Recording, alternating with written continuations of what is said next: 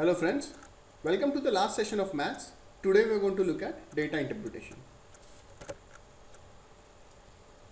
So data interpretation is all about interpreting data from various different types of sources. So let's look at the first type. So tables. Tables is basically arrangement of data in rows and columns. So as you can see, you see some data arranged here, and if you look at this data carefully, you will see that this is the row title and this is the column title, right? So we have monthly data for 6 months: Jan, Feb, March, April, May, June, and we have various figures for income, groceries, transportation, personal expenses and savings. So whenever we pick at any particular item in this data, so this is going to be transportation of March. So this is a transportation cost of March. This item is May cost of groceries, right? So it is fairly straightforward. This is one of the basic forms of representing data. So the second most frequently observed thing in data interpretation is pie charts.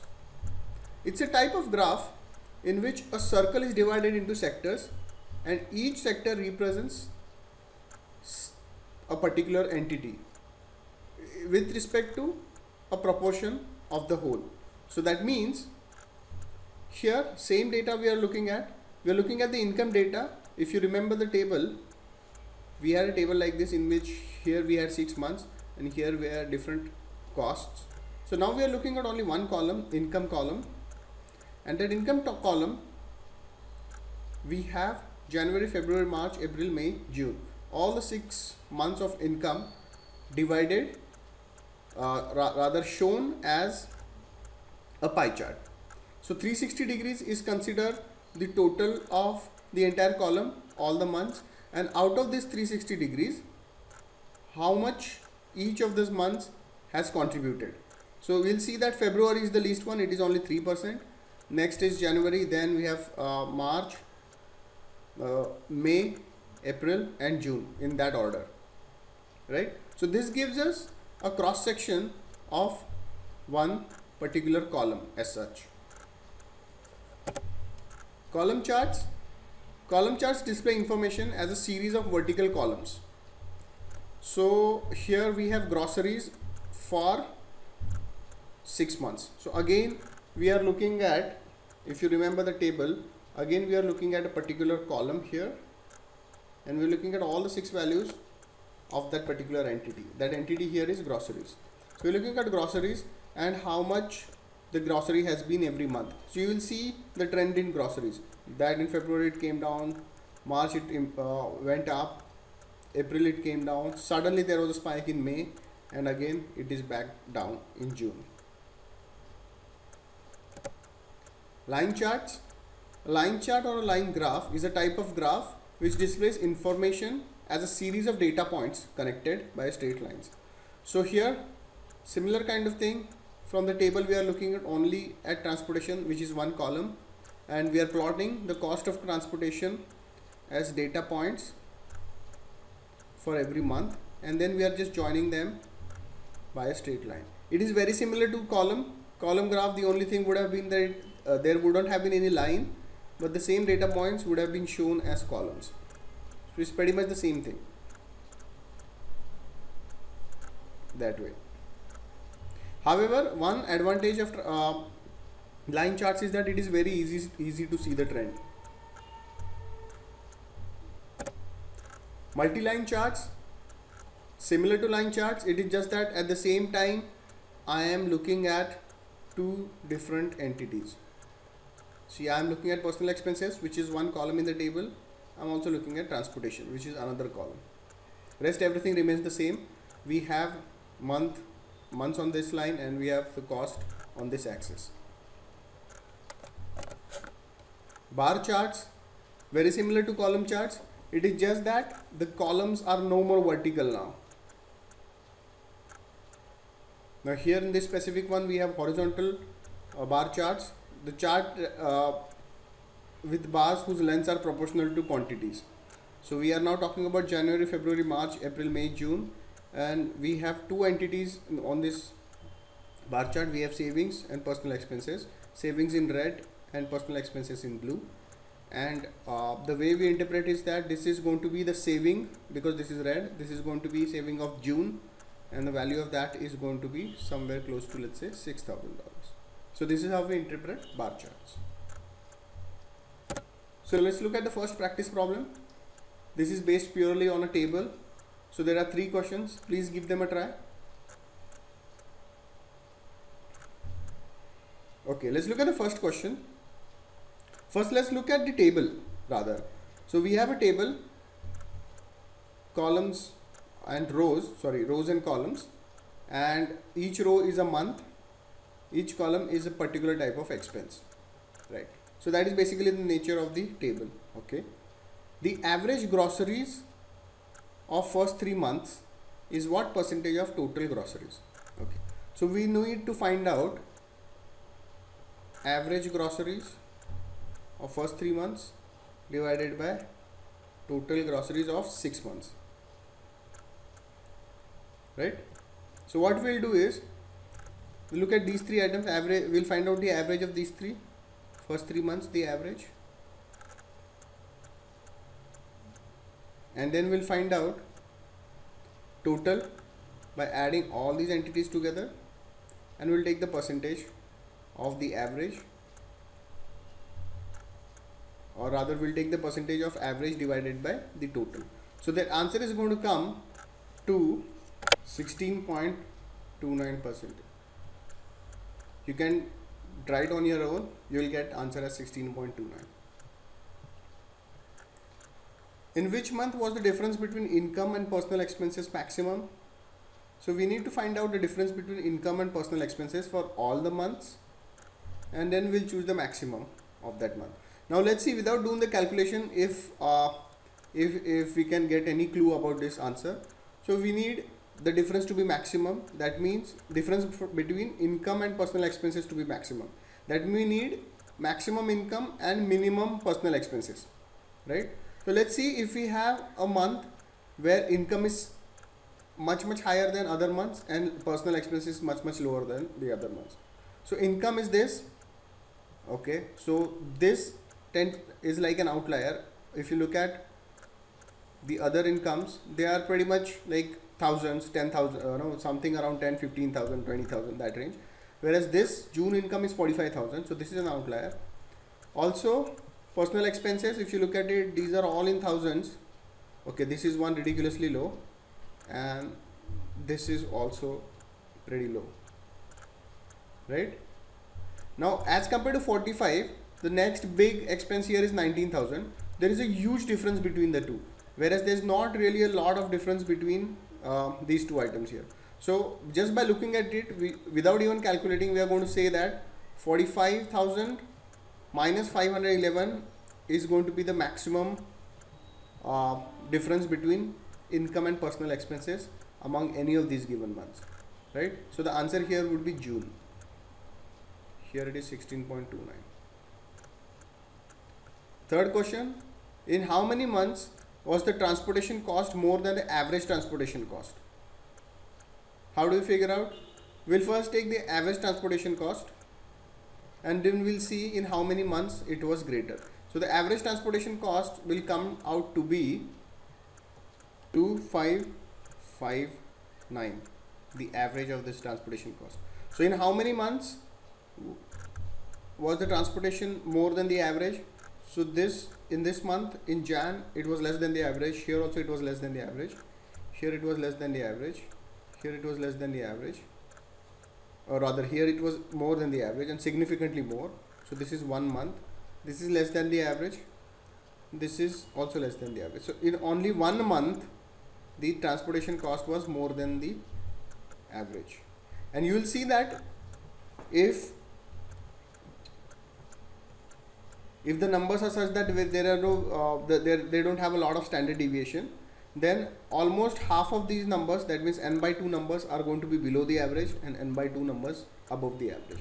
This is a usual case to find when you have less standard deviation among the items. But here if you look at it, there is one item that is really greater than, really big than other items. So that means this list is going to have high standard deviation, and that is why we have only one item. That is why it has pulled the average cost up, and instead of out of these 6 where we would have expected 3 items to be more than average, we have only one item more than average, because the average itself is big because of this outlier number. Let's move to the second problem. Please give it a try. This is a pie chart based problem. So if June's income was half of what it was, how much would its percentage have been? If you are doing 40% divided by 2, answer is 20%, then that is not going to be correct, because let's look at it why this is not going to be correct. Let's see, the total income here is 100x, okay, and this is anyway has been given in percentages. So that means Jan is going to be 11x, this is going to be 3x, this is going to be 14x, 17x, this is going to be 15x, this is going to be 40x. If June's income was half of what it was, so that means June's income is no more 20x, it is going to be no more 40x, it is half, it is only 20x, right? Now that means the total income is also going to change, right? The total income is now going to be 80x. Note this point, this is percentages we are talking about. So if 40x becomes 20x, it gets halved. The 20x is also missing in the total, right? So that means the total is also going to be reduced by 20x. So now the new total is 80x, and now what is going to be June's share? June is 20x, June's share is going to be 25%. It is not going to be 20%, it is going to be 25%, because now the base has changed. When you do 40% divided by 2, 20%, you are still keeping the base as the same base, whereas it is very important to change the base. So answer here is, how much would its percentage have been? Its percentage would have been 25%. Always remember the base when you're dealing with pie chart problems. If income in Jan was $5,000, how much was the income in June greater than May? Okay, so like let's assume the total income was 100x, January would have been 11x. So 11x is $5,000. And how much was the income in June greater than May? June is 40x, May is 15x, so the difference is 25x. And how much is that? So we know 11x, so how do we find out 25x? 25x is going to be 5000 divided by 11 into 25, correct? This is going to be the income. This is going to be by how much the income in June is greater than the income in May. What is the difference between central angle of May and March? We're talking about May and March, and they differ by 1%. So 1% difference in values. How much is that going to be in terms of angle? This is what we need to find out. We know that 100% is going to correspond to 360 degrees. So 1% is going to correspond to 3.6 degrees. Correct? So that means the difference between central angle of May and March, which is 1%, is if in terms of angle, it is 3.6 degrees.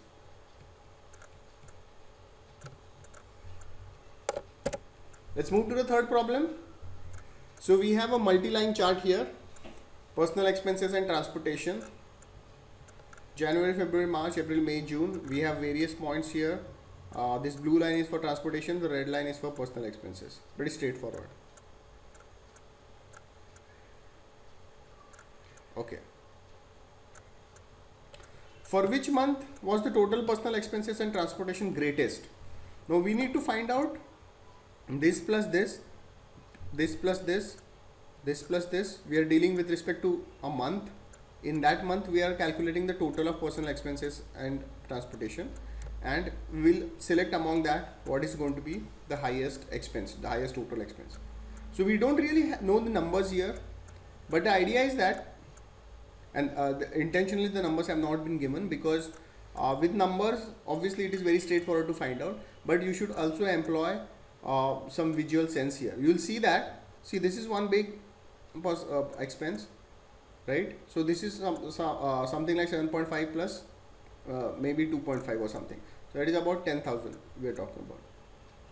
The other one, this is significantly less. This is slightly less than 2,000. This is significantly less than 7,000. That means it is obviously not going to be greater than 10k, right? But here look at this. This is somewhere 5.5 into 5.5. This is somewhere like 11,000.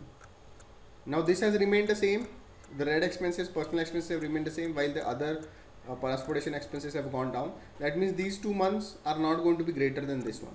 Now the only two big expenses are this month, February and April. And in February, now we'll only look at these 2 months and we'll get the exact number of these two months instead of getting the exact number for every month. So exact number here will be something around 10k. Exact number here is something about 11k. So the answer here is April. For which month was the total expense greatest? So for April, the total expense was greatest. Let's move to the second one. What is the difference between average monthly personal expenses and average monthly transportation? So we'll do average of personal expenses minus average of transportation. So if you do that, you take the average of these 6 points rather, and then subtract the average of these 6 points from that, you're going to get 3050. That is the answer here.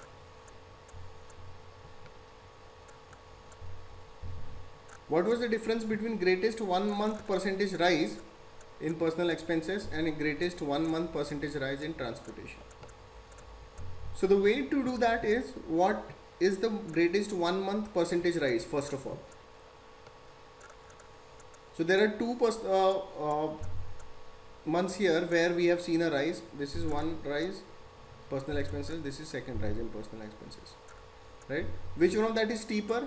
This one is steeper. So this is the highest percentage rise with respect to personal expenses. So that is how much? It is, let's say, 5,200 to 7,500, right? Okay. We'll get some percentage here. What you will do is 7,500 minus 5,200 divided by 5,200 into 100. Correct? So we'll get some percentage here. What is the greatest rise here? Obviously this is the only segment where we have a rise, and that is also a very, very steep rise. Correct? And that is going to be, this point is somewhere like 5,500. This is from 1100 we are getting to 5,500. So the rise there is going to be 4,400 divided by 1100. So this is going to be something like 400%. Here you will get some decent number. So this is about 2,300 divided by, here we are going to get something like 500 or 50%. Correct? So you subtract 400 from 50, whatever you get is going to be the answer for this one. We don't exactly know these numbers, and these numbers have not been given intentionally, because it is, you should not just employ calculation here. We should also try to understand know what numbers we need to pick at. Also we also try to just look at the graph and try to figure out, if without even getting into calculation, whether you are able to solve it. So here this is one question where it is dealing with absolute numbers. You will have to know the numbers, but still without the numbers, at least you are able to figure out in what range that that answer is going to come. Let's look at this problem now. Please pause the video and give it a try.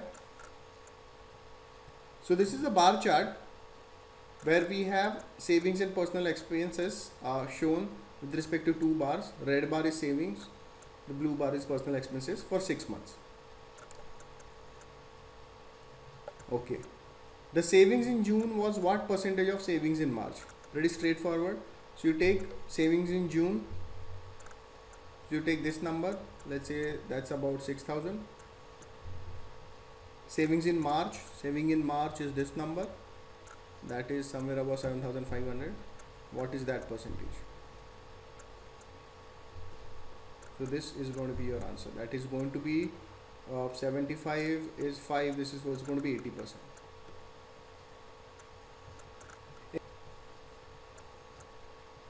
In which month was the drop in savings greatest as compared to the previous month? So we are looking for when you are going from first month to second month, and note that January is quoted down here, so you don't have, no, you don't have to go like this, you have to traverse like this. So when you are going from one month to the next month, we are looking for the sharpest drop in savings. So savings is this red bar, so I'm talking about this drop. There is no drop here. Rise is another drop here, okay, then rise, then rise. So we have two drops, one drop here, second drop here, okay. What does it ask? Was the drop, which month was the drop in savings greatest? Okay, the drop was greatest. Right now, whether that means absolute drop or percentage drop, it hasn't said anything about percentage. So let's, it's going to be absolute, and the absolute drop here is greatest here in this one. So we are going to say from Jan to Feb. So that means in the month of Feb.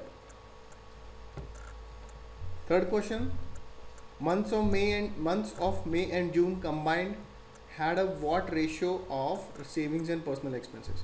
So months of May and June, we need ratio of savings. So we need savings and personal expenses. So we're going to take savings of May plus savings of June in the numerator, and personal expenses of May and personal expenses of June in the denominator. All I can say without looking at the numbers is that this product is going to be greater than 1, because both cases savings are greater than personal expenses. So this product is going to be significantly more than 1. So that brings us to the end of this session and also the end of math. I hope you enjoyed these videos, and I wish you all the best for your GRE. Thank you.